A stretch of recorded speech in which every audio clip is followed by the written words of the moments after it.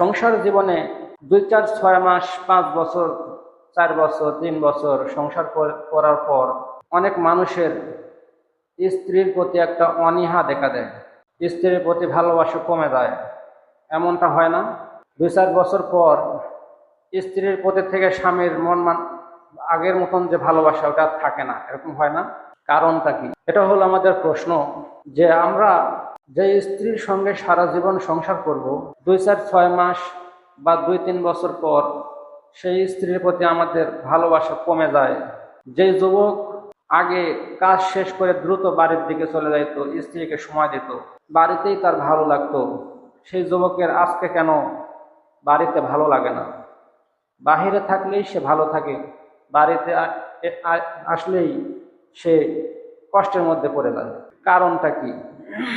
এক যুবক এরকম সমস্যার মধ্যে পড়ে সে তার বন্ধুকে বলল যে কি করা যায়, আমার স্ত্রীকে তো আমার আর ভালোই লাগে না। কারণটা কি? তার বন্ধুকে সে বলতেছে, আমার স্ত্রীকে আমি সহ্যই করতে পারি না, আমার বাড়িতে যাইতেও মনে চায় না, বাড়িতে থাকতেও ভালো লাগে না, আর স্ত্রীর প্রতি আমার কোনো অনুভূতি ভালোবাসা কিছুই নাই। কারণটা কি? তো বাটপার বন্ধু এখন বলতেছে, কারণ হলো এক তরকারিতে সারা বছর ভাত খাইতে ভালো লাগে না। এটা হলো বাটপারি উত্তর। ওর বন্ধুকে বুঝাইছে এক তরকারিতে সারা বছর ভাত খাইতে ভালো লাগে না, নতুন নতুন টেস্ট ভালো লাগে। সে বললো, তোমার এই উত্তর আমার পছন্দ হলো না, দেখি আমি মানসিক ডাক্তারের কাছে যাব। সেই ডাক্তারে কি বলে? ডাক্তারের কাছে গিয়ে বলতেছে, ডাক্তার সাহেব, আমার স্ত্রীকে তো আমার আর ভালো লাগে না, বাড়ির প্রতি আমার কোনো টান নাই, স্ত্রীর প্রতি আমার কোনো ভালোবাসা নাই, কি করা যায়? আমাকে কিছু ঔষধ দেন, কোনো চিকিৎসা দেন। ডাক্তার সাহেব বলল, চিকিৎসা ঔষধ দেব 1 সপ্তাহ পর, আগে তোমাকে কিছু আমল দেব, এই আমলগুলো আগে গিয়ে করবে, 1 সপ্তাহ পর আমল করার পরে আমার কাছে আসলে আমি তোমাকে এই সমস্যার ওষুধ দেবো। বলেন কি আমল করা লাগবে? বলে, আমল হলো, তোমার মোবাইলে যদি কোনো অশ্লীল ওয়েবসাইট থাকে, কোনো অশ্লীল ভিডিও, খারাপ কোনো ভিডিও বা কোনো সাইট যদি তোমার মোবাইলে থাকে, 1 নম্বরে তোমার সেগুলো সব ডিলিট করতে হবে। মানে ভুলেও যেন মোবাইলের ভিতরে কোনো খারাপ জিনিস তুমি না দেখো, এবং কোনো খারাপ নারীর সামনে পড়লে তুমি তার দিক থেকে চোখ ফিরায় নেবে। বাহিরে চলাচল করার সময়ও কোনো নারীর দিকে তোমার চোখ পড়া যাবে না এই 1 সপ্তাহ। যত সুন্দর নারী হোক তার দিকে তুমি তাকাইতে পারবে না।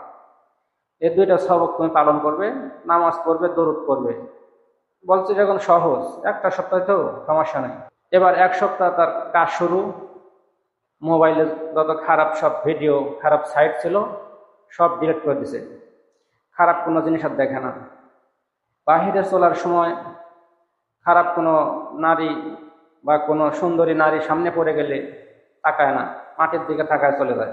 এইভাবে 2 থেকে 3 দিন যাওয়ার পরে সে যখন বাড়িতে আসছে চাকরির থেকে বা বাহিরে কাজ করে, বাড়িতে যখন আসছে, বাহিরে তো আর মোবাইলেও তো আর কোনো নারীর দিকে তাকায় না 2-3 দিন ধরে। এখন তার স্ত্রীর দিকে যখন নজর করছে বাড়িতে এসে, তার মনে হচ্ছে যে এমন সুন্দর নারী পৃথিবীতে আর একটাও নেই। সুবহানাল্লাহ, এমন সুন্দর নারী পৃথিবীতে আর একটাও নাই। অথচ এই অনুভূতি 3 দিন আগে তার ভিতরে ছিল না। স্ত্রীকে দেখলে তার ভালো লাগতো না, বিরক্ত লাগতো, স্ত্রীকে সে ঘৃণা করে।